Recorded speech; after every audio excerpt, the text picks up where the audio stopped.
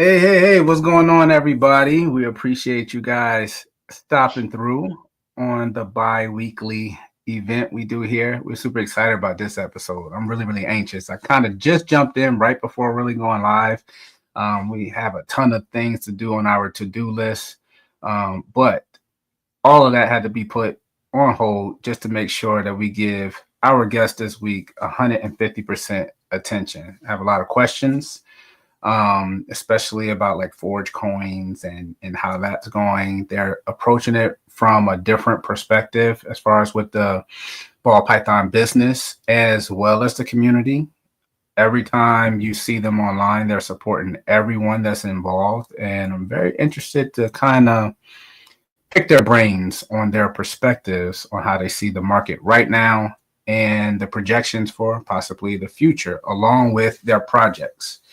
Darren set this up. What's some exciting things you want to kind of figure out today and talk Oh, about today as well? you always hear they're always doing the podcast side of it. So you hear a little bit about their projects, but I want to really dive deep into their projects, see what they're really working with, what genes they really love the most, and what they're going to really actually hatch out this season. Right. I know they have Yep. some top secret breedings over there, so let's hear some of them. Hopefully so. I'm sure. I think everyone kind of got that. That's those projects that's like very niche and kind of not really low key, but you kind of keep them tightly knit and under wraps and making sure you want to kind of iron out everything and focus on it. What's going on, Clarence? Yep, episode 48. Yes, guys.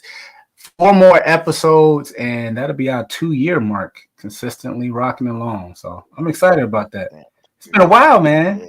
It's been a while, yeah. It doesn't even seem like it's been that long though. right? I Time know. flies. Exactly. Yeah. Exactly. So, Oh, without further what I ado, also wanted to do is give it up to Chris on these shirts. oh yes. Oh yes. Oh yes. And then Yeah. here's the back. Hold up. The Hold only up. thing is that I'm next to Bill Air Force Base. We need to add a couple more people, like Josh Yeah. from Infinite Reptiles, and then Right. Odom. They're Odom's deployed right now. Oh wow. Yeah, so they're still Oh active. wow. That's wild. So definitely go out there and support. Definitely go out there and support. When did you get yours in? About a week ago, 2 weeks ago, In a almost. week ago. You ain't Yeah, wore it yeah. yet? You ain't rocked it out yet? No, I have. Well, I have. I'll take that back. I wore one yesterday. That's why the one I'm Oh, showing okay. you I was this time surprised isn't because there yet. the way you held it up, I thought you were gonna kind of frame it, maybe put it on the wall. Because I'm like, there's no way that that's like a children's medium. Yeah, I should have got the green one too. I So did one black let's and one two bring blacks. the crew on. Here we go. What's going on, guys? How you guys doing, Hello. How's it going? Hello. man? Doing well. Man, Doing man. well. It's Hey, it's is Sunday, it you know. different being on Everybody's this side of Sunday's a the? little different. Is it different It's being on this side of very the coin? different. Yes. It's like it's very different. It's like you get nervous all over again. Really? I'm surprised. I'm surprised you guys even get nervous. You guys been doing this so long. Man. No. How Yeah, long you it's guys been doing the podcast side of it? we just hit our year. So we did our Okay. year anniversary episode 2 weeks ago. Kind of covered all the stuff, little clips and things from the first year, some funny stuff we did, and guess Right. we had on good time and all of that. But so yeah, we're 1 week into season 2 right now. Nice. Yeah. Congratulations. Such a I've successful I've been podcast. seeing some Definitely. of those clips flow through. Hmm. Because you put some on IG, right? And then Yeah. where it was just like short little clips. Yep. Yeah. He's like, Yeah, He's like, yeah. Yeah, she so does all of that Instagram's stuff. where I usually post most stuff. that's what I was going to ask. Who's mostly Yeah. kind of posting on Instagram? Who's doing most of the kind of podcast scheduling? Do you guys have everything kind of already pre-matrixed out already? I do a lot of the reels and shorts and the post on Mhm. Instagram. John does all of the setting up of the show and all of everything that goes along with that. Okay. Besides scheduling people, that's on me. Gotcha. She's the Now, recruiter. I just send her out there and I say, go find people, Jamie. I'll make sure we can put them on the camera, you know. Yeah. You have to how split far that apart up. are you guys? As far as In our house? 15 feet. Oh, you're in the same house. Okay. Yeah, I was yeah. wondering, maybe they're in a different setting. Okay, that's No. definitely good. That's definitely Yeah. good. She's on So- the other side of a barn door she made me build.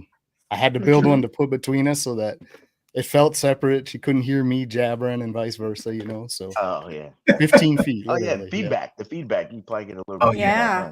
Yeah, It was definitely. messing with me. It's like I could hear him, but the little bit of delay, I was like, I can't do it like that. I get so nervous. That's like Audra. I'm like, just ignore it. It's all right. She can't. It's hard to do. Yeah. So the collection, what genes are you guys working with primarily in your collection?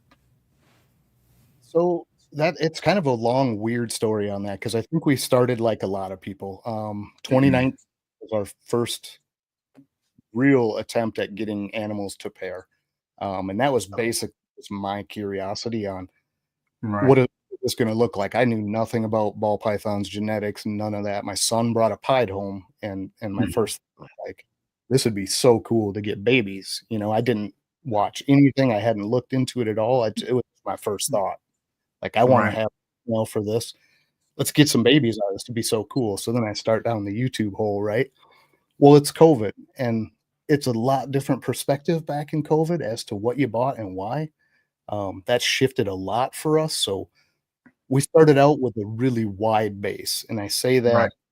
in a sense that codams were really what we were grabbing, just all different codams to see what we can mix, right? So it wasn't a focus on, hey, we're going to run down a clown project or a pied project we didn't put projects, or at least I didn't put that in my mind that way to start with. Now we're kind of shifting more toward that. So we kind of went reverse of what you see people do now. Like started with a really wide base, combined what we wanted, and we're kind of narrowing that to the recessives, if that makes sense. Okay. So Yes. No. Well, because that's how it was back in the day. It was stack all those mini codons that you could put into an animal, and let's create mud. But I mean, there's nothing wrong with that because now Right. taking all those recessives and create mud, you turn around and breed that to a double. You're kind of Yeah. getting somewhere. And you're not going to get all the codams in your pairing, right? So you're only Right. going to get 2 or 3 out of this 5 gene animal. So it kind of works out in your favor to have those big codon stacks going into a recessive because you're going to get a couple, you know. So it's a little different. I think we're shifting now more toward like our personal favorite projects. So Jason isn't here with us today. He is the other third of Morph Forge. That's my brother. I think he's but we trying run to a- come in. Is he? Okay. Yeah. But we run a split collection. So Jamie and I have half There on he our is. side. And Hey. Jason down there has half on his side. So he has Okay. certain things he wants to make. I had certain things in mind I wanted to make. Jamie's all about the pied stuff. So we're just I was dumping gonna say everything in everybody pied. knows I just love pies. Yeah, so it's kind of neat that way, you know, and then we can swap. So like Jason produces something that's going to work in one of my projects, which I'd like the Xanthic clown stuff. Right. We haven't made that double visual yet, but we have tons of stock sitting there ready to breed. So we should hit those this year. But you know, I hit that's my first kind of double visual. split as to who you ask. So if you ask Jamie, it's all about pies. Ask Mhm. Jason, he's going to tell you hypo DG and lace stuff, you know. So Oh, that's cool. That's Definitely. everything I like. Hyper DG Right. and lace. That's really hitting the market everywhere because everybody likes that hypo DG lace stuff. Everybody loves pies. Now Yeah. the Xanthic clowns are really just starting to take off. Right. Yeah. So that is one I'm thing. late, guys. It's all good. Little struggle getting in here, but it's good to see you guys. Yeah, you too. Hey, Definitely. we weren't cutting a check anyway, so you know you're all right. Yep. Just a deduction. That's all. No. Yeah. So the hypo DG Funny. lace stuff that you're interested in, Jason, how far along are you guys into kind of those and maybe the double width lace? How far along are you with that? We're basically at the lace step. So the hypo DG stuff we've gotten and have it into, multiple combos. So doing some stuff with spot nose, some stuff with the gravels, kind of stuff that I like on my side, just kind of pick that stuff and go with it. But yeah, the next step I think on most of that is actually to get the lace in there. So. Okay. All right. Do you have most of your lace stuff on your male side or female side? A nice combo of both now. Started off with almost purely female side, but we've got the mix now, so that helps. That's awesome. For sure. Have you hatched any lace yet with the DG in there? With het. Gotcha. Okay. Yeah. Yep. Haven't seen the actual lace DGs yet. That'll be a good one. Oh yeah. Justin has them. Sure. They are great. Yeah. I mean, I like them a lot. From just seeing his, if you see anything that you're thinking about making, he's already made it. It's there, Right. and it looks good. For sure. Like to even see that, just even super lace by itself is, I don't know, it's phenomenal. Yeah. Agree. Yeah.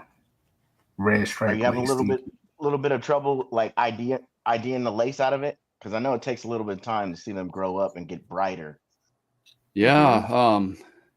I mean, I'm not comfortable with most until they're till they're probably getting close to 6 months even. It is a struggle. You need quite a few sheds before you can be like, okay, I'm positive on this. Now there's some that you can tell that just have the really strong lace. You can tell pretty early, but yeah, I mean, I'm not even joking. 4 to 6 month time frame is where I start to get pretty comfortable with going, yeah, that's definitely lace. So that's interesting. I'm finding a lot of depends. That's similar. You have some redhead stuff in certain combinations. It's hard to kind of pick it out, and red stripe especially.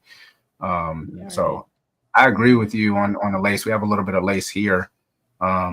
Speaking of redhead and red stripe, we just actually, I think Audra took the video earlier. We got our first lock with our red stripe G stripe het clown male to our red head het Kiki female. So excited about that. I don't think any redhead red stripe Kikis have been made yet. So that's going to be very hard to probably figure out. Hopefully it just jumps out of my face. Elimination. Oh yeah. Love the red stripe stuff too. The red stripe and quite a few things just look so nice. So and the red stripe and G stripe. That's going to be real hard to tell red stripe and G stripe combined, right. Yeah. I think Ozzy's produced a red stripe and G stripe. I think he has it posted on his Morph Market. See, it's cool too because our male is red stripe G stripe, so that's kind of helps a little bit, Okay. But the female being red head and not seeing, maybe I need to hunt a little bit more, but not seeing a redhead red stripe Kiki yet. That's going to be interesting to kind of figure out. Regardless, it's going to stay, but male, female, we want it all. So we got to figure that out. Now they have genetic testing for red stripe, right? For red stripe, yes, but not redhead. Yep. Not redhead. But I understand there's a couple of red stripes floating around too. Some that aren't testing for red stripe. Wow. Very visually red stripe. So. That's going to be interesting. Right. That's going to be I love where it's going. How do you guys feel about genetic testing in the direction that it's taking the entire industry in? I think we're all kind of waiting for, like you do with anything that is kind of new, you wait for the prices to come down. Because you know what I'm saying? The problem is you if you've got snakes where it makes sense to test because they're at a price point where it just makes sense to do that, great. But it would be so nice to be able to just sell things as they are and not pos this or pos, because everybody has those until, well, probably forever. You're always going to make these. You're always going to have them. You're not sure, right? Yeah. And it'd be so nice to just go, yeah, we just test everything, but not quite. I'm happy you brought that up. That's something we did a video on, and I don't know if it ever made it to getting published or put out, but very interesting, Jason, because I think we will, and it's just a personal opinion, I don't think we'll ever hit that point.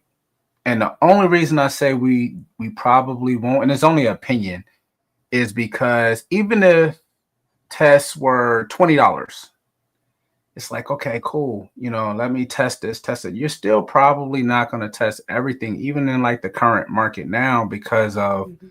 the price points on things. It's like, okay, cool. You can go out there right now and buy a double head DG pod male. And for the sake of the argument, I mean, it's a pet quality snake now. So it's $80. So it's like if you hatched out one that's past double head, are you going to pay $40? You see what I'm saying? So you're still, even with the price and testing coming down because of the market and what things cost, I think you're still going to always end up with past heads. And I think it's a good reason, because as a seller, you can't sell them for what it would be to be head. But at the same time, you're going to give them that price cut as if it wasn't head and letting them know what it can possibly be. So you give the buyer a chance to kind of catch a steal. I think that's always going to be there somewhere. Yeah. Kind of wonder if at some point, like Jay mentioned, if it does get reasonable enough, if we won't see that interest in testing shift to the buyer side. So like if there's something they need in a project, say it's that double head, right? And they're looking at your animal, is this tested? And you say no, they might consider throwing a test at something that could be useful to them.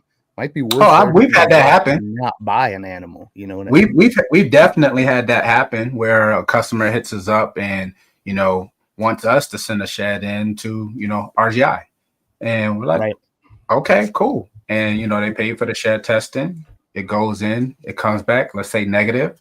We mark the animal as obviously being negative. We still, offer, and they may decide to walk away, but the animal is now tested. We were already offering it up as is, but now we know that it's negative and the customer chooses not to buy it. So, again, they don't have to feed it, but they know the result and they don't have to take the full financial hit. A lot of experienced buyers probably will go that route. I think everyone probably can go that route and just make it easier for the smaller keepers and breeders to not have to grow their collections. I don't want to say unnecessarily, but they don't have to take chances. They kind of know what it is. Yeah. And I'm looking at that, like us looking at the market, and for the things that we would need to hit our particular little project or niche, it would make sense for Jason, Jamie, and I to throw, again, if the pricing gets down there, $20 at an animal to make that decision ahead of time instead of buying that $300 animal with a question mark. Go, hey, will you test it? If we send you the test money, it's your result when you're done. If we don't want it, are we cool if we just drop the whole thing? And I think we're going to see more of that as the price drops. I feel absolutely, because I think it's a threshold, as Jason was saying with the pricing. I agree. I would love for it all, but it still has to make sense, and that way it does. We've tried, this is only the third year going into, we've tried to set thresholds where it's like, okay, whatever your combination is, pos het this, all these incomplete dominants at play, and you have a snake that's not a holdback and it's available. If it's $300, it's in our business plan now, where if it's a $300 minimum price point because of everything else in the market, then that animal typically we will test. We'll test that animal. Now anything below that is like pretty much like we said, it's a lower end animal, it's kind of pos het, whatever it may be. And if the customer wants to test it, absolutely. But now it kind of endangers waters, because me as a buyer now, we sit here and we're like, okay, cool, that $1,000 animal, $1,500 animal, whatever it may be that we're interested in, I'm definitely willing to pay the shed test before. But devil's advocate, if I was the seller, and again, maybe I'm just too small time, but if I was the seller, I'm shed testing that $1,000 animal anyway. Right. I'm not even, I'm not even gonna worry about having a buy. I want to know what that is, because typically if it's $1,000, I'm already, and it's pos het, I'm already pretty much at the basement. Because if it was 100% het, then that would increase the price and probably the desire for potential buyers. I don't know. It's just curious. It's interesting. Yeah, for sure. All in all, I think it has done the industry a favor. I mean, I think what it does is it cuts down on byproduct, no matter how you look at it, because people aren't taking that risk a lot of times on POS. Big time. So you're not getting as much byproduct floating around, which does all of us good in the end, Mhm. you know. So I have a Absolutely. quick question right now. Who thought of the mofo? I think that was wasn't was- it Wiz or Keys or I don't know. Everybody It was gets a one of the nickname two. eventually. Yeah. Yeah. I mean, it fits perfect. Wiz in the They comments used to now. have- Yeah. There was some breeders called Mojo pythons. Those Uh-huh. guys, Okay. man, which is Mojave, whatever. But Mojo was their Yeah. name, and they're really big. They were Yeah. doing music videos and everything Oh, back in the cool. day. Wow. when they Wow. first You won't started. see us Fun. doing that. Hey, Well, they were Come really on now. Yeah. Bring it back now. No, we're way too old for that section for sure. Oh man. That's funny. Man. That's pretty cool, though. That's cool. Yeah, I don't remember. It was either T It- or Wiz. It was one of Yeah, the it two, was- and I think it was on a hair down. They just shouted it out, and it just like slipped out when they said hi. You know, and they're like, "Oh, I'm gonna stick with that." You know. Yeah. That's how it works. Definitely. Wiz and So the Keys. collection, what numbers are you guys up to, and what's your ceiling? What's the number you don't want to go over? What can keep it kind of reasonable and easy to manage in your collection? You're gonna get a different answer from everybody Yeah. on this again. But Let's hear all So- three then. Let's hear all three. Yeah. Everybody answer that Let question. me start. okay, go ahead. In my opinion, we're capped right now. We need to sell about 100 animals. You sound like Audra. Yeah, we're gonna start vending this year, so hopefully that'll go that direction where we're selling some animals. But I think probably around 120 is a good number for us. Okay. My opinion. Awesome. Yep, and I was going to kind of echo that. I think it's going to be really more what we hit and what we decide to keep. So we always look at that last season, and some of our stuff shifts depending on what we hit, right? So we maybe wouldn't have kept a female unless we hit something in the other clutch that just works with her. Yeah. So maybe Right. we would have let go of that female, but we hit one that's going to pair with it. It's a male. It's going to be ready next year. It does shift how many. So I think that female count is probably, in my opinion, I'd like to stay from 80 to 100 on the females and shoot for that 30 to 50 clutches cap. That's like the max I would ever want to produce. We did 18 last year, but a lot of stuff didn't go. Some of it went really late. Some of it wasn't the male we wanted in that pairing. So we'd get the clutch and go, we paired it early with a male to get her going. Put the one we wanted in late, and we got the early male, whatever the case. But Right. yeah, I mean, it shifts a lot, but I think to shoot for the clutch count is probably closer than the animal count in my mind anyway. I think that could fluctuate from, right around 100 animals to like 160. And that's like our breeding population, not hatchlings and things, obviously. But Right. Makes sense. Yeah, and I would agree with that too. Those Okay. numbers. So I think it changes, as time goes on. So because we're kind of at the tail end now of where every time we have a clutch, there's a third, a quarter of that clutch that's like, what do we do with these? Right. Not Right. like nobody really wants these because we're still pairing stuff where we're making stuff that just isn't real saleable. And I think that affects those numbers. Obviously, you don't want to have tons of clutches of that. But as you start to weed that out and you're getting where, okay, this clutch, everything in here is going to be at least pet saleable up to, then those numbers probably go up for me. That's Right. And I would say I judge it off of the clutch count more than, your breeding. Gotcha. So basically, you're saying you guys are capped out at 3 40 series Freedom Breeder, right? Right. No, I think we have more than that already, don't we? yeah, He's like, yeah. yeah. So that's just it. And we did some shifting too. I mean, initially, some of that was reliant on, our space. So we did build a snake room and a rat room, which is going to allow that number to be more comfortable than Right. it is current.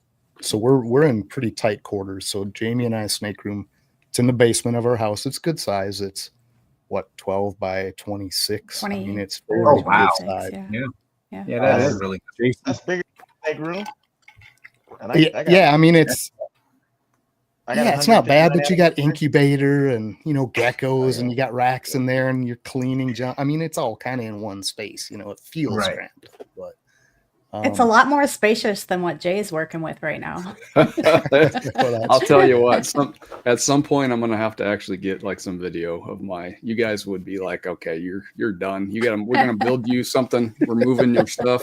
I can stand in the center of the room and literally just stand feed everything to feed everything. Yeah, it's so small. I've got an incubator, 4 hatchling racks, a single tier breeder 70 series that we built, and then 2 ARS combo racks, all in basically a 12 by 12 room.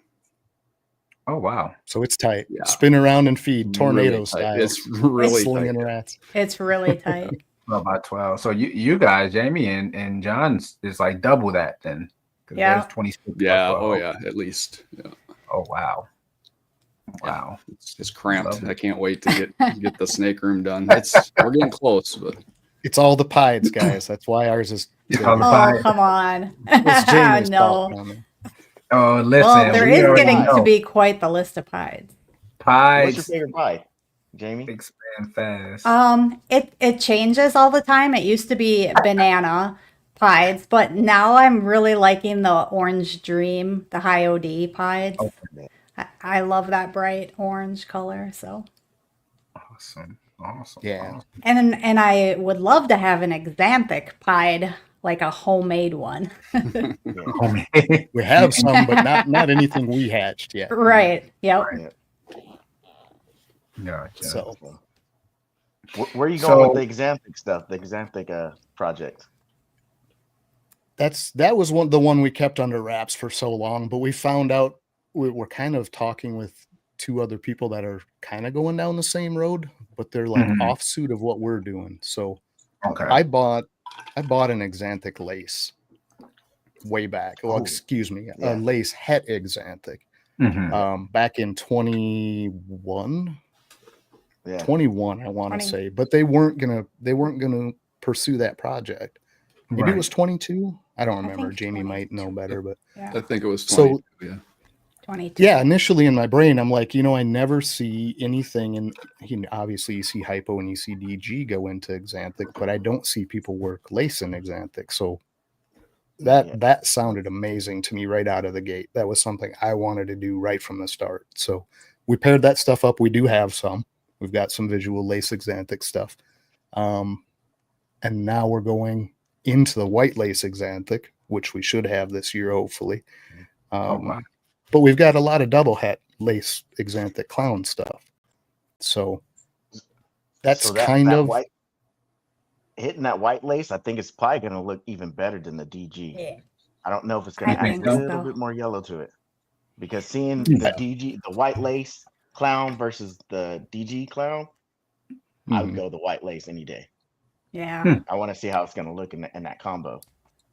Well, what I see in just our lace xanthic stuff, no codoms with it, no brighteners with it, but the stark contrast in the lights and darks in those animals is insane. Beautiful. I mean, it's to me a better contrast, and I know everybody's going to say DG xanthic looks fantastic, but I think the issue with DG and darks, they look great. It cleans them up, but I think you lose some of the depth in the darks with DG. It's not a ton, but I feel like it kind of pulls some of those darks back a little bit, softens them, if you will. They don't seem as true and rich a dark. But when I see these darks with the lace, that black is as black as you can imagine, right next to that bright white. And the contrast is just insane. Yeah. So pretty. It looks like TV static, where the alien head start to kind of convert from top of the alien head to the belly. It just looks like TV static in there. It's just so perfect, blacks and whites. It's really nice. Wow. Interesting. So that's my personal pet project here. I mean, that's just one I always wanted, and will continue to dump everything I have time wise and effort into. But Right. I think it's going to pay off. That is going to pay off Yeah. completely. You're going to see a What you were lot gonna more say, people Jason? going that direction. I was just going to say what Darren was talking about, the yellows, and it's funny because the Xanthic, the one that we've got where you can see that yellow popping through, Yeah. it's yellow. Yeah, it literally looks like a highlighter. It's just so odd. Yeah. Jeez. The paradox. The paradox. Yeah, the one? paradox. Yeah. Yeah. Yeah, that girl is she's gorgeous. crazy. Definitely, So yeah, definitely. we hit the lace Xanthic, but she happened to paradox, and what was in that combo, I have no idea. But there were some yellows in the back of her that kind of scream albino almost to me. Well, she was het lav, the mom, but like those yellows that popped through for no reason because there weren't yellows on the other side, were insanely yellow. Like on her nose, it literally looked like you squeezed a highlighter on her head, just dots of yellow. Wow. She's Very She's strange. giving you a little bit of taste of what the future is going to look like. She's like, here, I'll give you Right. a vision. Maybe. Yeah. Yeah. She's super pretty. She looks like caramel corn almost, is how I describe it. But That's crazy. So, yeah. what rodent type are you guys feeding, and how many are you normally producing on a weekly basis? We breed ASFs. She's like, oh, wait. I do all the sorting, and we definitely do not produce enough for our own collection. We're still purchasing some, but it's right around 80 a week. Okay. So as soon as we can move into the facility with them, we're gonna expand. And Okay. I have an ASF question now. So when you're breeding the ASFs, what size tub do you like using? FB15s is what we use. We built the racks ourselves. We did all PVC racks and built them, but it's a FB15. It's 22 by 22, and I think they're 3 or 3.5 deep. So it's the same as the FB10, but it's deeper, isn't it? Or I'm not sure on the FB10. It's that wider one. It's a wider one that's a little bit more shallow. Yeah. Yes. I think so. Yeah. Yeah, wide and shallow, almost square. Yep. Yes. Yep. How many do you do per colony? I was going to say we've tried all different colony sizes. Right now, we're currently doing 1 to 6. 1 to 6. Oh wow! But we've tried 2 to 10, 2 to 12, and what 1 happens? to 8. They start eating each other. So these things are ruthless. They're They can be, yeah. I think that's a combination, though. I think where we're going to probably end up landing on it, real honestly, our best production and comfort level for them, as far as what we supplement to, is like, I would say probably the 1 to 8 or 1 to 10, like 2 to 14, 1 to 12. It's like as soon as you get over that 10 mark, at least in that enclosure, in that tub, you have some inconsistency in results. I think it's a stress level more than anything. Yeah. They pile, they kind of congeal all in one corner and they're buddy until you get that break point, and then it seems like you get that infighting and a little bit of the stress level increased, Makes sense. So I think that's the sweet spot. When I put 2 males in there, one of those males is only going to survive for so long, and that's it. Yeah. It's done. You can almost guarantee within a month there's only 1 male left. So we did try that different too, and what we found is that the compatibility kind of works itself out with 2 males to start. So they're going to prefer one over the other, or he's going to be just a more dominant breeder, which kind of puts you in a better position for their productivity. So if you give him the one option, he may stay alive, but he may not have been the best male to put in there. Might get smaller litters. You might, see only half of them maybe are impregnated, where the other one will get all 8. You know what I mean? We've kind of seen that too. And then sometimes they'll kill that one male, and then what do? You can't add another one in. Your colony goes down to 2s, right? I'm going through the pain of that. Like, why? Why? He did nothing wrong. What did he do? Did he hurt one? What did he do? Did he hurt a kid? Was he domestic violence? Which one was it? Why y'all I can see you in there hollering at them. I do. I talk to them all the time. I'm like, you know what? Yeah. I'll keep the babies. You're all going. It's done. Like that. That's Yeah. Wow. funny. I have like all kinds of bite marks the sides of them. I'm like, dang. Yeah. Yeah. I wear gloves, so I don't get bit. That is crazy. I wear gloves too. When I've you, had them nibble at me, but not like a full on try to bite. Right? when you grow that colony up together and they start breeding, whether one male or two males, you say after they kill off the males, you can't use the females anymore. You can't. Oh, wow. No, Yeah, you can't you're out of throw a luck. new male in. I'll They'll stay eat with it. my Norwegians. Yeah. No. Right. I got a trick for that, right? So what you do, you find a little grow up little male, when his nuts drop or whatever. Oh, Throw him yeah. in there. They will take care of him, and he will. oh, Yes, he'll start breeding with them. Oh, I wow. was Okay. like, let me try this. They're molesting. okay. Sorry, I shouldn't say that too loud, but yes.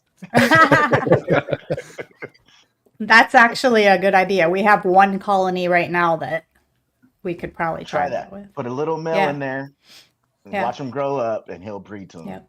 Perfectly Okay. fine. Okay. Especially when they're good females. I'm like, gosh, you guys are up to size and everything, having good litters, and you kill this guy. Yep. I don't know why. Every Or beat him time. up real Yep. bad. Yeah, like dude's shivering in the corner when I come in there, like, give me He that, says man. you're in the Or traumatized. They his do. rump is like half chewed off. Yes, Oh, God. that. What does that mean? What does that I really have- mean when they turn around? I and have chew no that up? idea. Like, are they Right? trying to castrate him? What are they doing? I think don't so. know. Yeah. Crazy. Absolutely. Insane. I always And- feel Entertained, bad though. for him. I'm like, oh, I the do poor too. guy. God. And I see T Keys commented there. I mean, he's absolutely right on the diet. I mean, the diet is critical. You do have to supplement. We start with the Kalmbach. We're at the 23% Kalmbach, but if we aren't consistently putting in like 30% dog food Mhm. with sunflower seeds and mealworms wow. and things like that, a couple times a week, we'll see Yeah. more of that. Yeah. So It's gotten what I less do- since we started doing that. I do the mealworm and the chicken feed. Mhm. I do Okay. a lot of the chicken feed, but a lot of the mealworms, once you start doing the mealworms in there quite a bit with the ASFs, they'll be fine for quite a while. But I don't know. Yeah. Sometimes that male just does something wrong, and they're like, "We ain't Yeah. with, we're not Yeah, we dealing ain't with dealing with you no more. There's no more arguing." So Right, when you right. guys supplement with your feeders, do you guys have a reliable source to supply you guys pretty solidly on a consistent basis? Sadly, we don't like a local source. I mean, we Right. like Jay's got a delivery after the show with a couple snakes that a rat breeder just north of us bought. Mhm. He's somebody we had talked to in the past. He does do Norwegian only, I believe, right now. So that might be a connection closer for us, but we do have to kind of do the big box outlets, the Rodent Pro and the Oh, yeah. ARS and just order in bulk that way just to be sure it's on hand. Yeah. Yeah, Makes it's about 50% right now. So you guys go back and forth from frozen and live. Well, Mm. even the ASF we do frozen. So Yeah. Oh, okay. So you do everything frozen. pretty Pretty much. I mean, much. some get live, like hatchlings will the throw picky lives in there because eaters, it's yeah. easy, but Yeah. being in the house, this one down here is not cool with something escaping. Like something hopping out of the edge of the tub and disappearing, she's gonna lose it. Do you know what I mean? So Oh, yeah. I get you. that's part of like the hesitation to do live, which we do. We still do live, but- Right. It's stressful every time. I prefer frozen thawed any day. Yeah. Gotcha. Yeah. Feed vines. Gosh, Sammy said he feed vines, vegetable, broccoli, spinach, cauliflower, lettuce, corn, and carrots. That's better Man, than I eat. right? Eating at Sammy's. Yeah. Right. Let me hop in that rodent tub quick and get a I meal. know, right? Get a snack. Wow. Should add apples in there too. Yeah, good, That's funny. definitely. So you guys haven't vended yet. You guys are looking to vend, hopefully this year.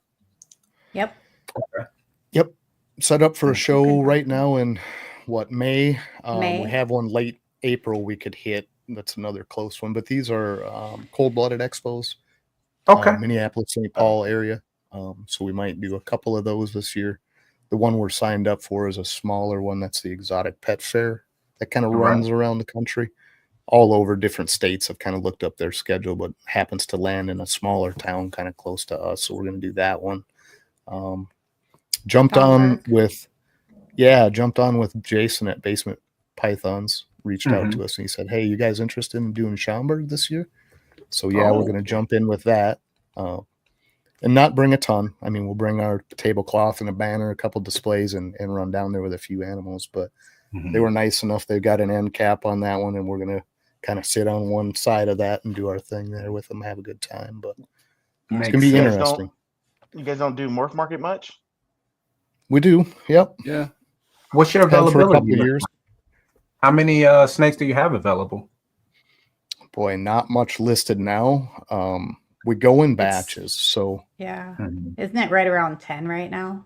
They need to be updated. I was going to ask, is that by design, or do you not put all your stuff that you have available so you can vend with it, or?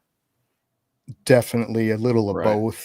Some of what you create, I don't think is a good thing to post there. It doesn't make sense. You know, we could post all kind of byproduct, a 2-gene het or something. It's a tough market for that stuff. So we do put a few odd things in there. We try to stay, I would say that the sales point for us is going to be like that 150 to 400 range is probably like the sweet spot for our Morph Market stuff. If it gets less or more than that, we're probably going to try a different outlet, whether that's word of mouth to people we know might be interested or work in the same project. Hey, we got this available. So a lot of communication and handoffs locally. We've done quite a few local sales, just word of mouth. Discord, Instagram, people get a hold of us. Hey, you guys got this? Can I grab that? Whatever. But yeah, don't do a ton on Morph Market. We've been on there a few years, got a good rating. I think we got 30 reviews or something back on there. Just look back at what was the count, Gene? 60 some or 70 some animals sold there. So a few, but not a massive amount. You know? We just looked like 2 days ago. It was right around 60. Yeah. So it comes and goes, but it's never a huge like 50 on there at once. You know what I mean? Yeah. Hopefully we'll be able to get geckos on there soon, though. Oh, what type of geckos are you guys mostly working with? Leopard. I keep doing this all show. I'm going to keep doing it. Yeah, the boys don't help me with the geckos yet. Oh, that's messed up. Well, they help me build racks and incubators, but that's messed up. Throw them under the bus. You got to do all the geckos all by ourselves. That's messed up. They're so cute. I'm excited. It's our first year pairing, and there's 5 eggs in the incubator right now, so I'm excited to see what comes out. Awesome. How long do you incubate those eggs? It depends if you're doing male or female. Right around 40 days for a male. I think it's closer to 70 to 90 for a female. So you do the temperature difference? Yep. Lower for a female, higher for a male. That's wow. I wish you could do that. Nice to be able to do that with the ball pythons. Yeah. I wish you could do it at all. Yeah. We literally have 2 incubators. Okay, I want these to be the males and these to be the females. That would change the game really quick. We do. Really quick. I just use the ball python incubator for males, and for females, John built me one out of a little wine rack for the geckos. So I'm so I don't help her with the geckos though, guys. So I said you build racks and incubators. That's right. Take your credit. Take it. I got to get out from under that bus somehow. I got to crawl out from under that. No. I'm jealous though, man. Just push you over. You can't temp incubate Cresties. I wish you could, because we have 2 Billbanks incubators, but they're both at the same temp. It's just kind of, it was a backup, but we kind of use both of them. We just incubate so many eggs. I wish you could. That would be so helpful. Oh man. So Are the crusties like the Leos and you only pair them once and you get eggs every few weeks? Pretty much, yes. Yeah. That's how it is. And that's we don't really house like ours together. We go through a cycle where we'll pair our male to our females and leave them in there for like a week. And then Okay. the next week we'll move him, we'll weigh him, make sure he's not losing weight from breeding, and move him to his next female. So if he has 2 females or 3 females, he just keeps going in that row until we pull fertile eggs, and then he doesn't go back with that female anymore once we get fertile eggs. So normally it's a very short breeding season for our males. Normally a couple weeks, and then they're back in their enclosures kind of chilling for the rest of the season. Yeah. Cool. Yeah. But with the leopards, it's a little bit more involved. You have a lot more like bugs to feed pretty much on a regular basis, and you have to provide heat source I for do the actual. mostly mealworms. Okay. And then I supplement with crickets and super worms and an occasional hornworm for a treat. Okay. Yeah, definitely. How often do you have to feed them? Depends how old they are. The adults eat like three every 3 days. Okay. But when they're babies, you have to feed them every day. And then every other day as juveniles until they hit a certain weight. Oh my gosh, yes. Props to you. Right? I haven't had to do it yet, but I know I was telling John the other day, it's going to be so much work to go feed them every single day. Oh, yeah. Ouch. But another one of those parts I won't be helping with. I would say that. Wow. But don't you do like a little food dish and just kind of leave the worms in there and hope for the best? I don't know. Yeah, I like to feed them on the tongs right now. I mean, as I get more and more, I might do that. But then you're not supposed to leave them in there for more than a few hours. So I'd have to go back down anyhow and pull the ones that they didn't eat. How many leopards do you have? It was six adults right now. So two males, 4 females. I went and Gecko Etc. bought one of my boss's old building right after we sold it. So we went out there, we took out the drafting tables, and I walked into Gecko Etc. Wow, he is like Justin on steroids with the leopard geckos. Oh my gosh! And his hatchling racks, you literally go into he has rooms for certain combos that he's trying to make. And then you go to the back, you have just walls of babies. And they're all like whatever genes there are. What is that? Dragon Devil something? Or what is that one? I don't know. I don't know. I'm just learning them. Yeah, there's a lot. I went in there, I'm like, there's a wall here, and it's just like rows over and over. That's insane. Going all the way down. He has like 20 employees just to do the Yeah, he has to. He has to. Feeding those babies every day. Yeah. Yep. They have to eat every day. You can have it. I said we got 2,000 geckos and we got 4 employees, including myself. So we're like, yeah. But we don't have to feed that often like that. We only feed twice a week, so that makes it a lot easier. Definitely involved with the leopard side of things, definitely. But it's still fun. I wanted to keep it small this first year just to see, do I like it? Can I handle it? Because every female is going to give you 10 to 14 eggs. Wow. You know, I got 4 of them. So I was like, whoa, we're going to get a lot more geckos than I imagined. Not my problem. Right? I'm already like, John, can you build me a rack that holds like 60 hatchling tubs? Oh my gosh. You could use the sandwich size tub, right? The little small tubs. Yeah, I like the shoebox size. It's just 6 squares. Otherwise, I feel bad if they're in something so tiny. I wonder how the babies are like this big. They're not that big, are they? Yeah, they're 1.5 to 2 inches is what I read. Yeah, you're gonna lose one. Right? They're like, it'll be fun. I'm excited. Probably within 2 weeks, the first one should be crawling out. So okay. That's Super awesome. excited. Yeah. That is awesome. So, John, what is your most anticipated pairing this season? Oh man, that's gonna be we've got a lace spot nose. What is it? Spot nose fire lace clown male. I put with the kind of a dark phase at VPI Exanthic het clown female. Oh wow. Okay. So we could get some of our lace clown stuff out of that het Exanthic. We've got double het Exanthic clown stuff sitting right now with a couple codoms in them. So next year, that's the plan, is one of those boys. So could actually hit the lace Exanthic clowns. So that's my personal one that I'm super hyped for. I say that, but I also want my lace banana to go too, because I have not seen lace banana clowns, and I think that would be amazing.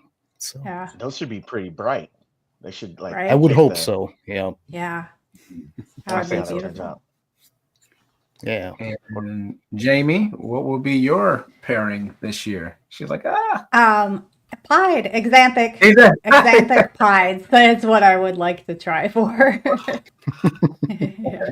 Oh, Okay. yeah. And Jason, what's your pairing of the season? What's that special pairing for you? Yeah, it's gonna back again to the lace, getting the lace into the DG. So I've got 2 or 3 pairings. I think 3 pairings along those lines. So any one of those I'll be happy with. Yeah, Love it. Dang. So by the time he hit something, you hit something, take them back together and make white lace Exanthic. DG. Yeah. Yeah. Let's see how that Yeah, And goes. then that'll be Jamie's like, good. and then they got to get it into pie. Yep. Right. Yep. Exactly. A lace Exanthic pied is There we my go. next Oh. year dream. Yeah. Love There you it. go. Love It's it. gonna be Love pretty it. bright. So because they made looking, DG. I guess from the buyer side of it, you guys having your collection and you're building and you're hatching things out. What is the next thing? And it can be different, but what's the next gene or combo that you're looking to add to your collection? Ooh. It's like, that's gonna be There's hard gonna be 3 different answers. Let's I know. hear them. Right. Yeah, it's going to be super weird. So I'll be real honest and say that I don't foresee myself wanting to add a particular gene.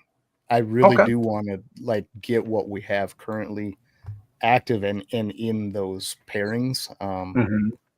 I think just those on their own are going to be more than enough work for us. I think that addition of a gene would have to be so ideal in what we already kind of have going that I just don't foresee that being in a stack. Do you know what I mean? A lot of genes I love, don't get me wrong, but yeah.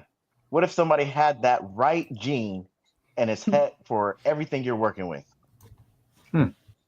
Okay. Well, then I'm definitely. Yeah. Okay. I mean, that's a different story. I just don't foresee that, but I know what you're getting at. I would say that would have to be like one of the super gravelly genes. Like I love the malice stuff, or like a Bambino. Something to add that aspect into what we're doing, because we don't have a ton of that going. We really have nothing in that granite style gene right now. Probably most interesting to me if it's stacked right with what we have going, you know. Okay.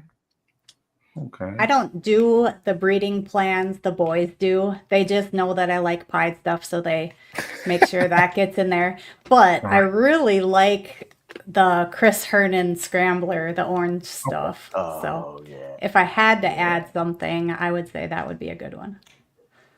Well, that's on the way already, cheater. Yeah, that's exactly what I was gonna say. I mean, I can do that one too, Jamie. So I just picked up Hurricane, and I don't have any of that. So that'll be a good add. And then for me personally, I think if I was just gonna pick something, the one that I mentioned it earlier. I think you had brought it up, Will, but the red stripe. I do want to get red stripe mixed in with some of the stuff I've got on my side. Really, really do like that gene. So.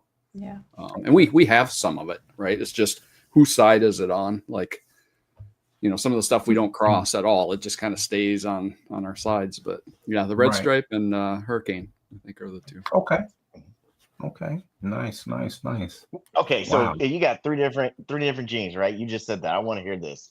What genes will you guys not touch of each other's collection or part of the collection?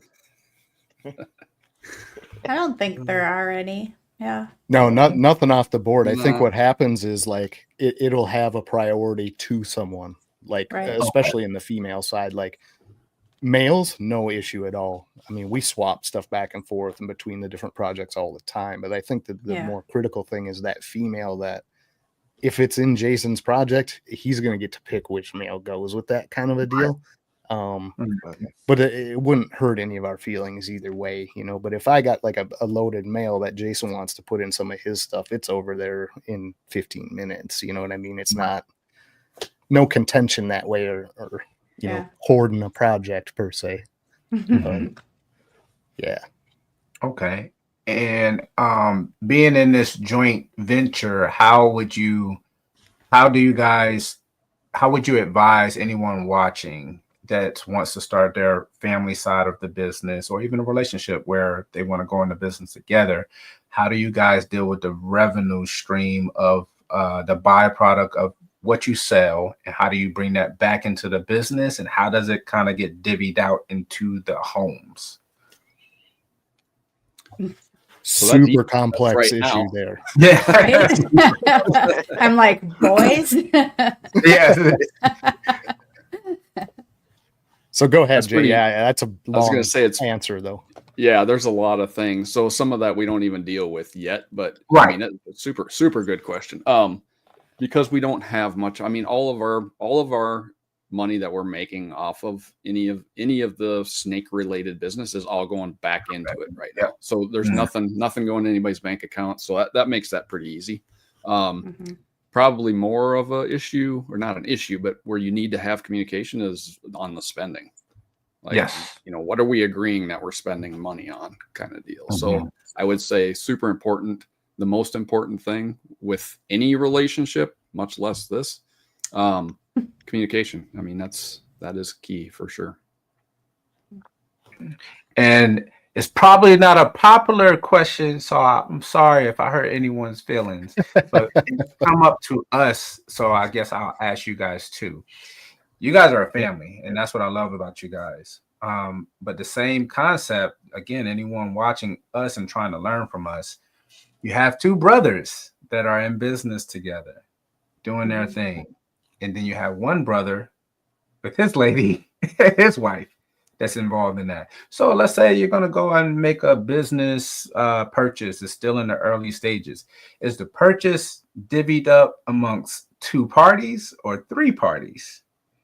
Because it affects one brother essentially more than the married brother. This has been a question we've been asked. Like, how would you go to kind of figure that out? Absolutely. So this is a great question, and kind of We've talked about it. Yeah, John and I have. Yeah, we have, and it kind of speaks to like how we operate and what our actual goal is. So I think Right. there's a huge division in what your end goal is and intention is for all three of us, or at least I feel like this is something that we like to do together as a group. Right. And that's basically it. We don't count on this for income. We don't count on this to put food on the table. We don't foresee a situation where we stop doing our daily jobs and move into this full time. I think that's going to be a different answer depending on where on that scale a person sits. Thank you. Yes. But that does also kind of feed back into the division of our projects and who's doing what, right? So like if Jamie wants a pied, she says, okay, I think we need to get this in the pied side. Jamie and I are kind of like a single unit. So I may give her the $150 out of the 500. She does 350, whatever. We work that out, but it wouldn't touch Jay's side. He's not doing the pieds. It's not something he's going to add to the pieds. So it kind of works that way. Like Jason all the time will find something on Morph Market. He'll put it in the saved list, but he'll reach out at the same time, just as an opinion, if nothing else. Like, what do you guys think of this? Should I get it? But he always says, should I get it? Occasionally he'll say we, because it might fit mine and his for a project. Mail that might cross over. But it's real easy being a family. I think you'd have a very tough time with this in a separated partnership. If you have two outside parties. Yeah. You know what I mean? So it's a lot of gray area. But Yeah, I agree with you 100%. And I appreciate your answer and your honesty on that, because we need the transparency put out there. I love the answer, love the reply. You hit the nail on the head on so many different topics that it's complicated. It's not as simple as people make it out to be. You guys could be friends and it's still going to be complicated, Right. Like you said, you're not looking for this to be the mainstream of the income put in food. That's a complication issue. What happens if one partner, you guys are doing so well that it does, and for the other partner, this is vacation money. These are very complicated topics to kind of address amongst each other. And a lot of people ask us questions and we're like, okay, cool. We'll give them direct answers. And they're like, all right, but I got another way. Then do it. We want you to do it. But at the same time, we never want to kind of feel that we're shortchanging the hobby in a sense where it's like, okay, cool. This is not necessarily a positive topic, but we need to at least present it out there in a way where people can take it in and process it for themselves. So they can kind of expect, have their own expectations of family members, of, partnership, or whatever it may be. So I'm happy you guys were able to answer that. Thank you very much. Appreciate that. You know what helps a lot is that you guys are brothers. That yes. The blood is there. It's always going to be there. Oh yeah.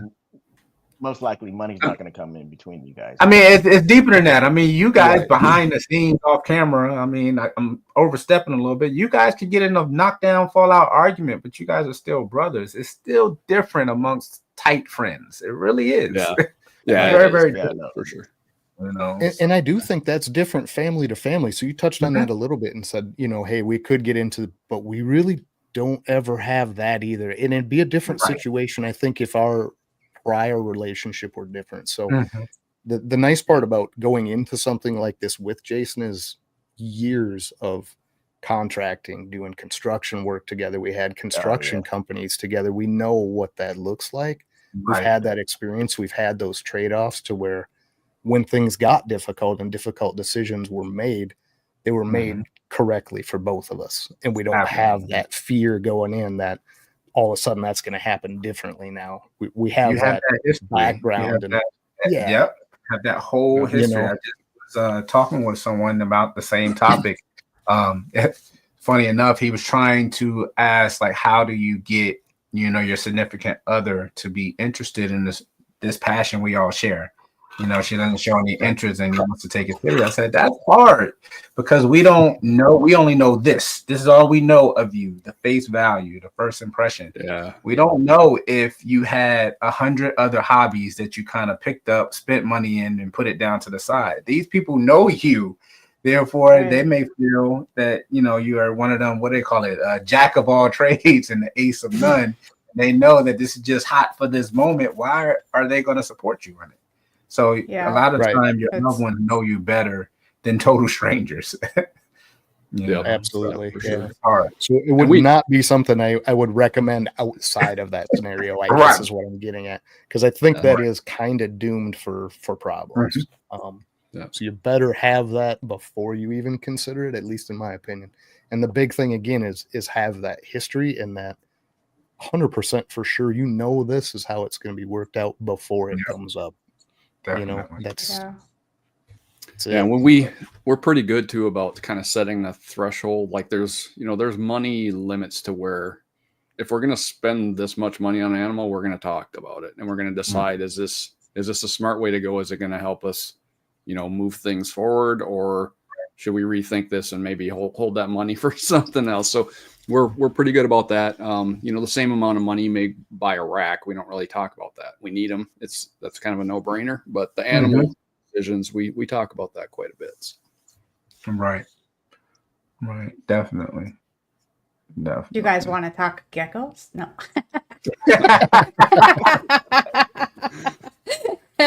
You know what? I kind of know what genes are you working with. Oh, I was just joking with them, but mostly Tangerine. Tangerine is the main one that I have right now. That's cool. You got a couple different albinos though. You got Tremper and Bell, and you've got some Bold. You've got Bandit in there. I mean, you got some nice stuff. There's Bold and Bandit, And the albino one that I have, I got from a pet store. So I don't know what type of albino it is Right. 100%. So I'm kind of afraid to pair her. So they have a couple Yeah. different lines of albino, kind of like we do Three of three albino. different lines, and you're not supposed to mix them. So Oh, what happens Oh, if you wow. mix them? then the babies have issues. Oh, Yeah. interesting. Yeah. That's like, you would think it'd be the opposite. I mean, like if you kind of bred it back or made a super, then it was a problem. But if you breed different lines of albino, they have issues. They That's can. that's Yeah. different. Apparently, yeah. It's not a guarantee, but they definitely have a higher potential of having an issue. Yeah. Okay. What kind of issues Wow. they have? Neurological or Uh-huh. Yep. Yeah, like a like spider type. Like, Yeah, they'll sit yeah, and like do circles. wobbles, they'll circle, Oh. or their nose will be stubby, or their tail will be super skinny, or some just defects like that that you don't want to bring into the breeding system. yeah, Makes sense. yeah. Yeah. Yeah. What out of you guys have had 18 clutches last season? Yeah. I think I wrote that down. What was the biggest issue you've had to face having 18 clutches? Whether it's snake related, Biggest time issue? related, what's the biggest issue you may have had? I think I the mean, I biggest don't- issue. Sorry, John. Go ahead, Jay. The biggest issue last season on my side literally was places to put the bait. I mean, I ran out of space. that was the We'll issue. build Other than more that, really racks. didn't really have any issues. I don't think. Okay. We had one clutch on this side that pied clutch, John, that they all had some little issues, and so a lot of That's assist feeding had to go on. Okay. Yeah, lost a couple animals. We had some defects, Yeah. a small eye on one. I think it was more the pairing than anything. We would just never put that male and female back together. We Right. had clutches all around it that hatched perfect. So Yeah. not it really an was- incubation thing. The genes didn't. It make was any just an sense odd- that would do that. Yeah, It's just just No, odd. it was Clutch. really just a random, yeah. But I was going to say the issue with that is, I think the year before, what did we do? 10, 12, 12, I think. Yeah, somewhere probably. in there. Yeah. And that jump almost double of what we did the year before, but that is definitely what made up our minds to do some vending, because it's not really that you have that many animals, it's that immediate outlet to move those Yeah. animals. And a lot of these are pretty snakes. I mean, they're Yeah, multi-gene they're really hides. pretty. We've got some exanthic combos. We've got stuff that in a vending scenario is going to sell. I mean, Mhm. you might not get top dollar. You're not going to get great money for them, but they're pretty to look at. They're great pet animals.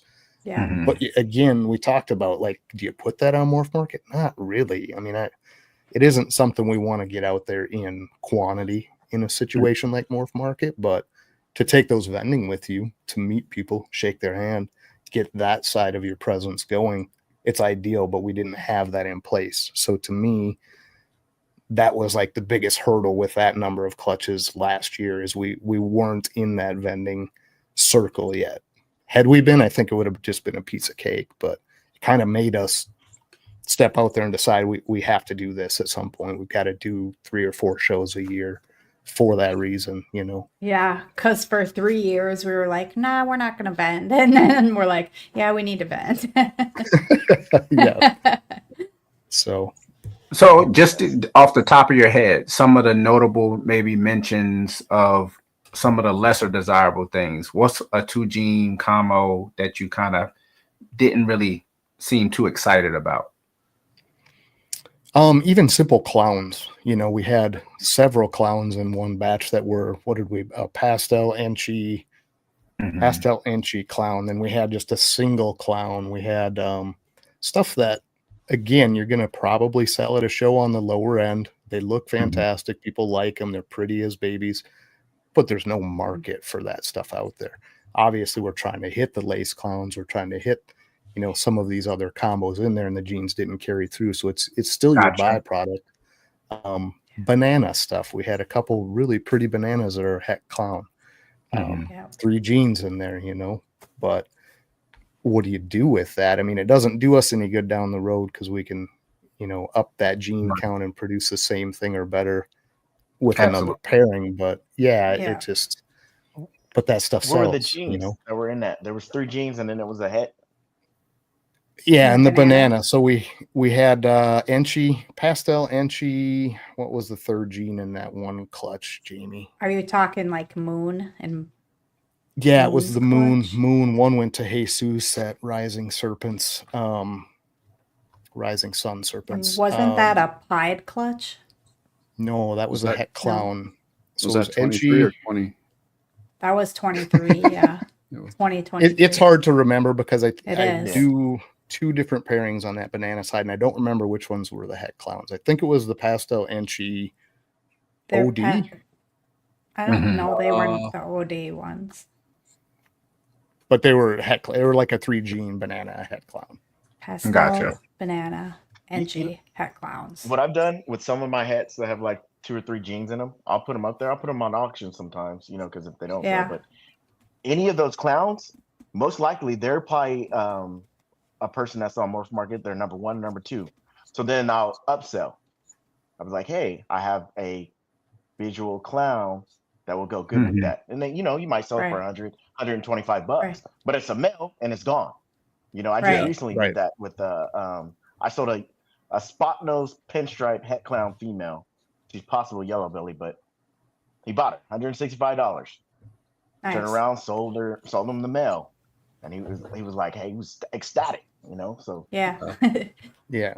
So some of that we did group that way, like a 1.2. It would be a male visual clown with a female visual clown and a 2 gene het clown female. So, a 1.2, we put it up for auction. So we did move some of that stuff that way, but I still Right. feel like vending is going to be our best bet for that. Spend our one Saturday or Sunday out there, meet people, get out there and have it. They're pretty. I mean, all the snakes are pretty. Yeah. We just don't have a breeding use for them, you kind of Makes also sense. meet people that are close to your area that may not have known who you were or heard of you, Yeah. because we are in the reptile world. So we are like, we know all the names of certain people, but when you get out to that street, people don't know who you are. Exactly. Absolutely. So, Yep. Yeah. Wow. I'm Yep. excited. It'll be fun. Man. right now we have the Stockton show going on in our area. It's not too far. It's about like an hour away from me. I know Mickey wow. and Big E from Ebony and Ivory. They're vending those shows right now. Oh, that would But be it cool. seemed like Okay. there was a show the weekend before last too, and they were vending that show too. Busy. Mhm. Gotta get out. Yeah. Yeah. Yeah. You gotta get out there, definitely.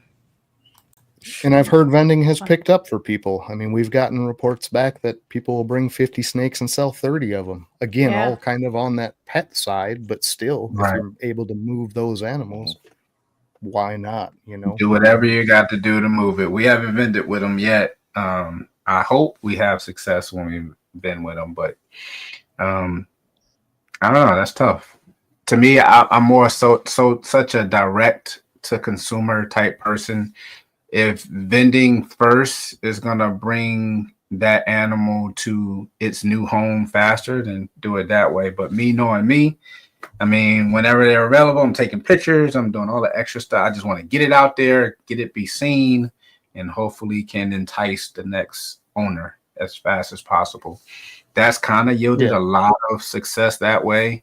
That's how we've moved both years, all our complete inventories. But I'm excited about the vending side because when we vend, we do well vending with the crested geckos. But if you ever come by our booth, it's like a full-blown hangout. We're signing autographs, All right. shirts, and talking to potential customers for hours at a time. It's Yeah. just literally, and I love that because the number one thing when we're vending that we're not worried or even thinking about or focused on is making money.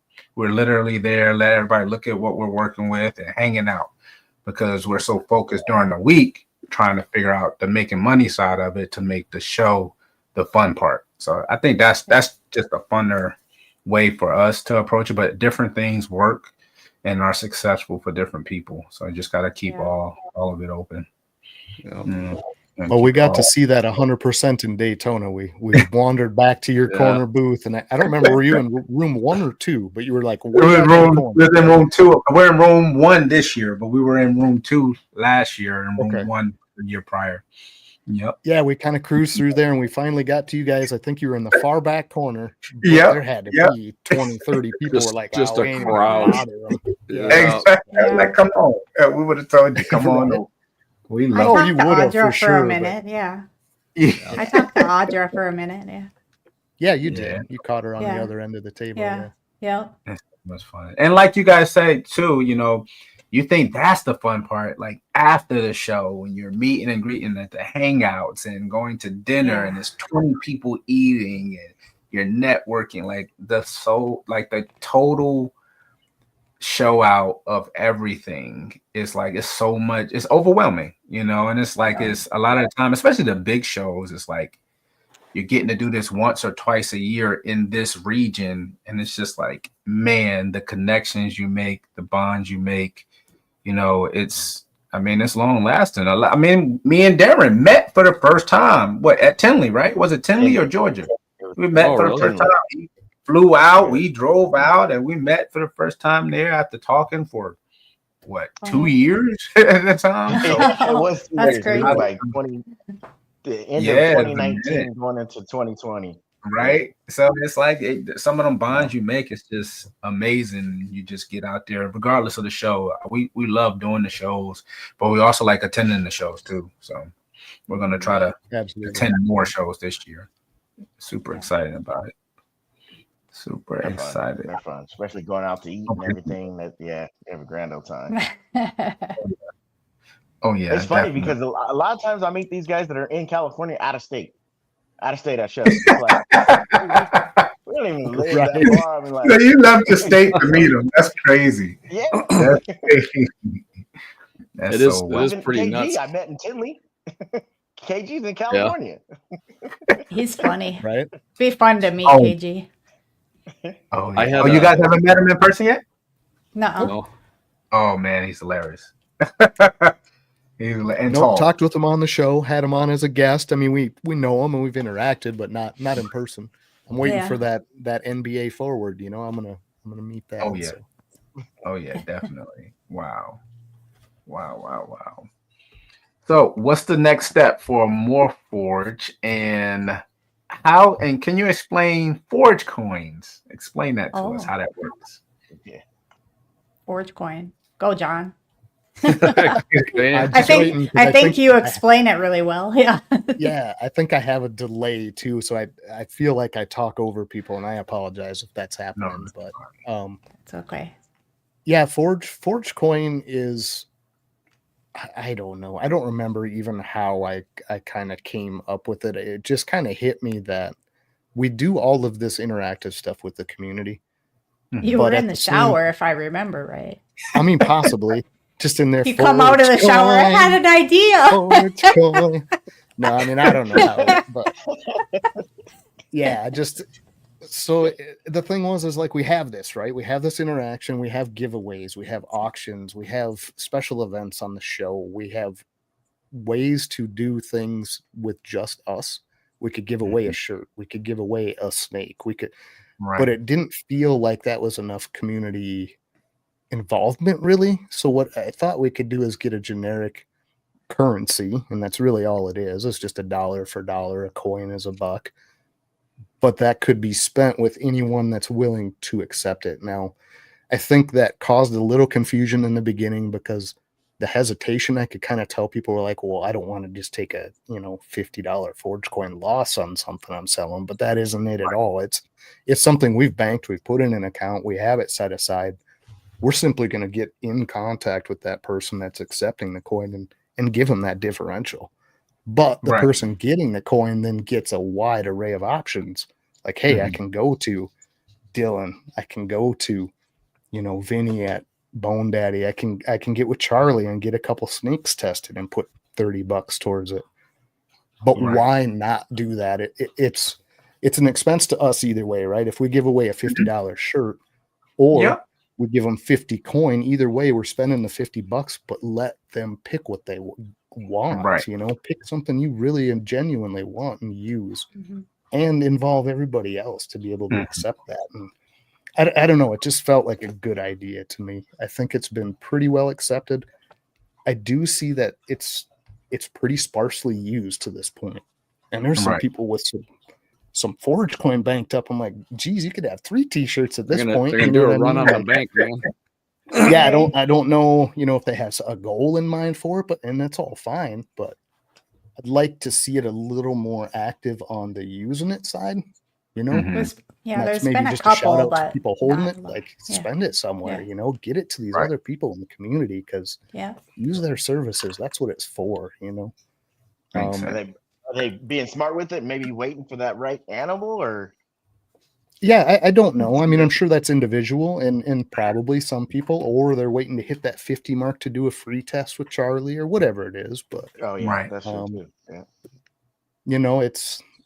it's interesting, and I do think that, again, it's a way to kind of do all of the things that a lot of people are doing, the giveaway stuff, the come on in, join us, have a good time, take some of this away with you, but spread it Mhm. farther than just sticking in our tight little channel and just our merch and just our snakes. And I wanted to get it out there and connect it better with everybody we deal with. So I think it's beneficial. It kind of gives us to a little bit of a. I mean, we get the advertisement out of it that way too, instead of Mhm. just like John was saying, here's a shirt. Well, now that's done.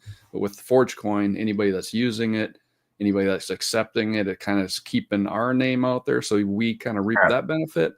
And then on their end, it for the people that are accepting it, it kind of presents on maybe another market for them. If that Right. makes any sense. And definitely networking market. Absolutely. Yeah. Mhm. Absolutely. Plus, it's like a commercial. You guys are always talking about those people that are on there constantly. Yeah. So it's free promotion. Well, not really free, but yes, it's promotion. Mhm. Yeah, absolutely. Yep.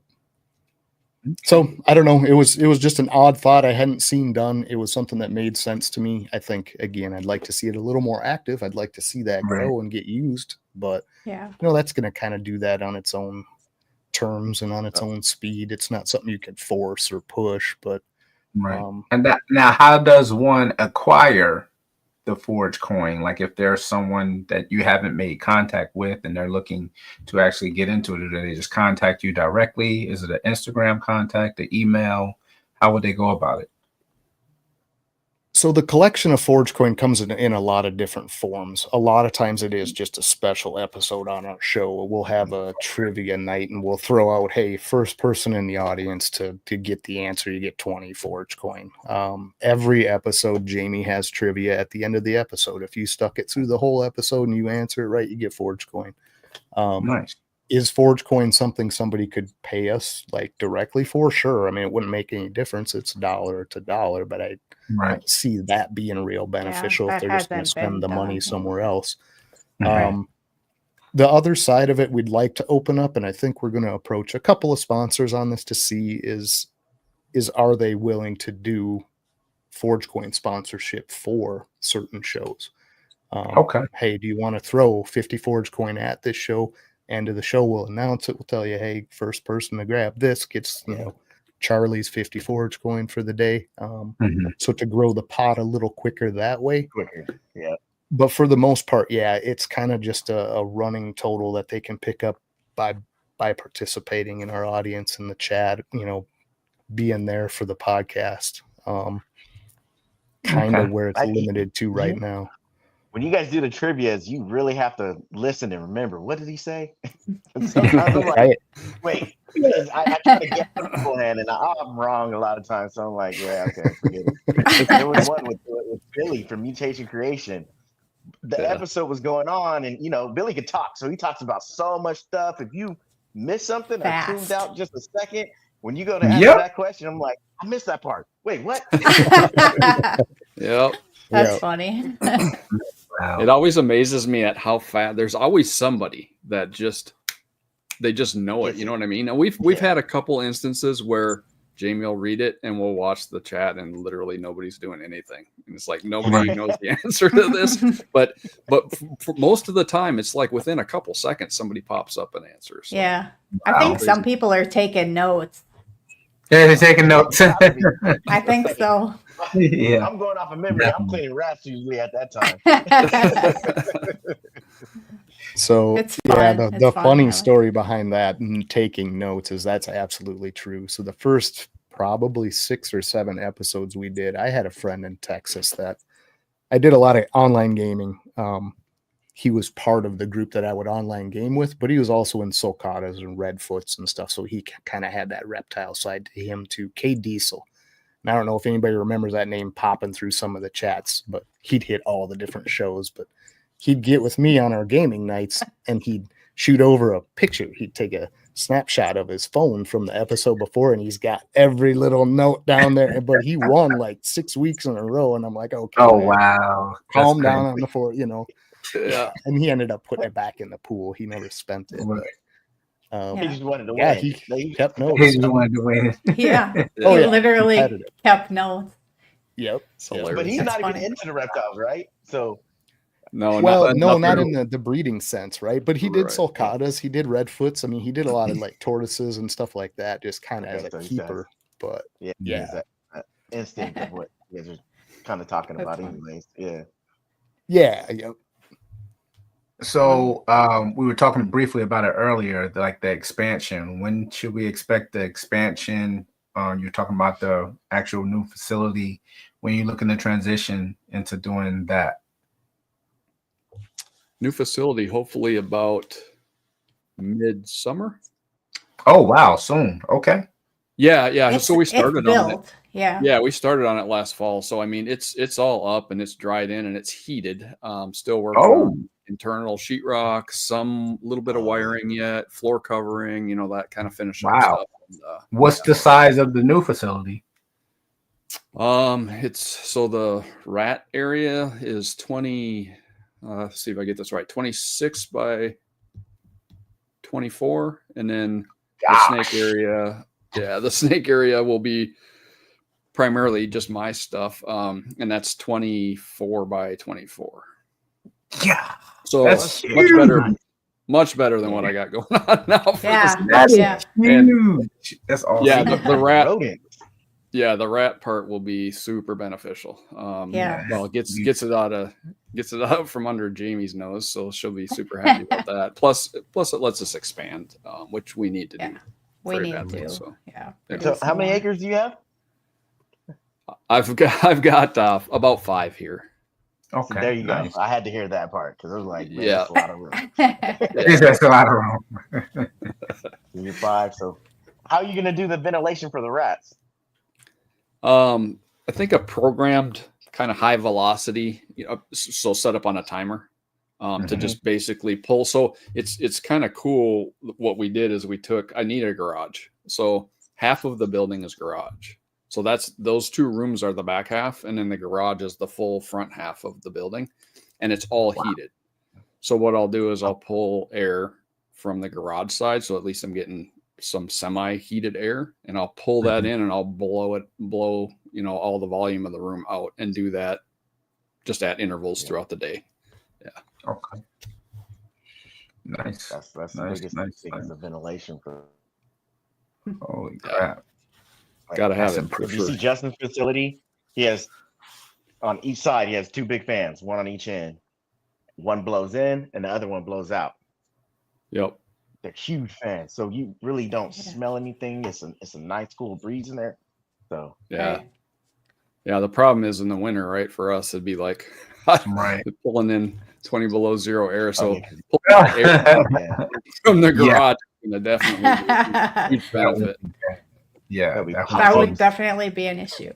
Yeah. I think the only other way you can do it, they make heat exchanger, so which are pretty pricey, but they basically will maintain some of the heat. So you pull fresh air from outside and it kind of goes through that exchanger and it picks up some heat that you're bringing in and you're Oh. blowing air out at the same time. But Yeah.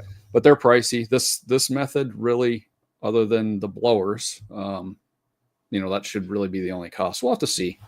It may Right, not you be have to- sufficient. I think it will be, but it's kind of be one of those experimental deals. So You're gonna have to do a video Trial. walkthrough. Oh, yeah. Facility. We will Yeah. for sure. yeah, for sure. Yep.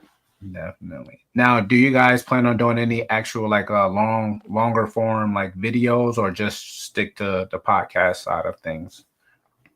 We talk about doing videos all the time, Mhm. but it's hard. It's It is. I think we are gonna pick that up for sure. I mean, we've got some videos stacked up that we just haven't done anything with. Yeah. There's some of that, right? Yeah. But yeah, we definitely need to get some of the video stuff going. And then I don't know, guys, if you were going to talk about this, but we actually have another show coming out too. So Oh yeah, let the people know what you guys are doing. time. So Absolutely. Didn't even know at Go all. ahead, Jay. yeah, so we've got the Crucible, so that's starting at the end of the month here. I think the plan is for that to be this next Saturday. Saturday the 29th. Yep. And that is going to be a pretty tightly controlled time frame show. Like we're going to try to stick to a real regimen. And it's basically a game show. So we're going to bring in a couple people from the industry and have them go head to head in a game show. Some audience participation in there. I don't want to give a whole ton of it away, but I think it's going to be really, I think people will like it a lot. And I think it's going to be one of those where it's like, when it's going to be at this set time. And hopefully we see people popping in because they know, okay, I'm not going to, some of the shows, man, you get on them and it's like, holy, I got to, you feel bad because you want to stay in there, but it's like 4 hours into it and you're like, okay, I got to go. Right. And sometimes I even sometimes will be like, oh, I'm not going to go in there because it's going to get too late. You know what I mean? So I'm going to try to keep this really packaged tight and see how that works out for it. But we've been working. Kind of an idea. Yeah. I don't see anybody doing it. So I think it'll be kind of a neat idea. So you guys gonna go ahead and start the Mofo Network? No. The Mofo. No. No networks. No networks. But this, No networks. this does open up that option to get that Forge coin again, though. So that's kind of what I was alluding to without stepping on Jason's show, because he's doing that with Jason at Basement Pythons. So okay. Is it gonna be on which platform is it gonna be on? Ours. Yeah. Okay. Yeah. Awesome. But another way to get that Forge coin out there, because really it's going to be, from what I understand, Jason are developing this, but it really resembles a Jeopardy kind of atmosphere. There's categories, there's questions, it's kind of trivia based, but it's not all reptile based. So it's like Jeopardy mixed with, are you smarter than a snake breeder? Do you know what I mean? Kind of a feel to it. Yeah. Oh man, and please nobody answer that in the comments. And that's funny. And those daily doubles are going to flip where the two contestants don't answer, somebody in the audience does. And that's their opportunity to get 30 Forge coin right there. Hey, you're at the show. Here's your 30 Forge coin. You know what I mean? Yeah, man, that's creative. It'll be really cool. As soon as the first two guests are locked in for certain, then you'll start seeing some advertising happening for that show. And these first two guests, oh man, I can't. Good luck, Jason and Jason, is all I can say with these. Be like wrangling cats, right? Yeah, a little bit. Yep. What are you calling the show again? The Crucible. The Crucible. The Crucible. Okay. Yep. I like it. Yeah, should be a lot of fun, and we've got some ideas that aren't all completely ironed out yet, and we've got kind of this will be a shorter season, right? Since we're not starting till end of March, but it would be kind of neat to have it be, instead of just two people coming on every month. So it's a monthly show, not a weekly. It'd be once a month. Okay. But instead of just new people coming on every month and then that's the end of it, we kind of would like to have like a bracketed deal where you've got the winners feed into a bracket and then you end up with a head-to-head at the end of the year of the first half of the year and second half of the year. Yeah. Yep. So, cool. Yeah. Get some bragging rights. Yeah, it'll be awesome. I'm excited. Definitely. I'm gonna have to see the first one go. Oh, I can't wait. I'm excited to watch. Absolutely. Absolutely. So I guess give them a rundown. We've had you guys an hour and a half. We like to keep this show pretty concise too. We don't try to go too long. But if you have a rundown, give us a rundown on when's your next show, or at least your next two shows, as far as here on YouTube, your podcast, so we can know when to tune in. And also, we know you guys are getting ready to vend the show. Let them know what show you're going to vend, and as well as how to get in contact with you if they're looking for something that's in kind of you guys' wheelhouse with all your pied and DG and lace and combo projects. All the things. Do you want to take it, John? Or Sure, I can do this one. Yep. I always just wait because I don't want to be that guy, but yeah, so our show's on every week. It's 8:30 Central, Wednesday nights. Runs typically an hour to an hour and a half. We've had the few run over, but that happens. Guests coming up, I mean, they're pretty set in stone. We've got Derek from Big D's this week. Couple, Jamie's got the schedule there, but a couple more in our circle kind of guests. So yeah, we try to focus a little bit on that. I don't know if we talked about that, but we do try to get people that aren't on a ton or, aren't super well known. We'll still throw in like a Chris Eaton or a Chris Hernan or something like that to let them have a voice too, obviously. But as far as vending goes, first one that we are locked on is May. That'll be in Eau Claire, Wisconsin, which is close for us. It's a bigger city for Wisconsin, at least in our area. But that'll be fun. That'll be like our first venture into it. So a lot of mistakes, a lot of stuff done wrong, figuring it out. But if you're in the area, definitely come say hi. Throw tomatoes or rocks or whatever you want. Oh, don't throw rocks. Ow. Yeah, no rocks, please. But tomatoes, I could say tomatoes. Yeah, and then this we really don't know on the Crucible. The initial plan was for the 29th, Saturday. We're shooting for a Saturday at 7 Central. We looked through the schedule and it doesn't directly overlap with anyone currently, so that's part of what we try to do. Yeah, it's between two shows. Yeah. If it doesn't hit this Saturday, it would be the next. So we're shooting for the 29th. We're just locking in those guests. But Perfect. And just hit us up on Instagram. That's the easiest way for us to respond quick. It's just Morph Forge. So. Look, Jamie, they're giving you more work. Just hit us up on Instagram. Right. A lot of the responding to people on Instagram is John. Okay. If he's not available, I'll shoot something, but usually John does most of the chitter chatter with people. It's almost never now me. I know. If it's I me, was talking to John all the time. No. If it's me, I'll always say it's Jason because I honestly don't get on hardly any of those platforms at all. So understand. Yeah, you guys we can get see that. that's why I had a hard time getting in here. I couldn't figure out how to use Instagram. We get that a lot. Like, who am I talking to? So usually Jay and I will put our name at the end of whatever we type to let people know that it's us. Yeah. Otherwise, it's I'm usually mofo, John. So Well, we appreciate you guys spending your Sunday coming on with us. This has been a blast already. Definitely. Thanks for having us. Thanks for having us. Yeah.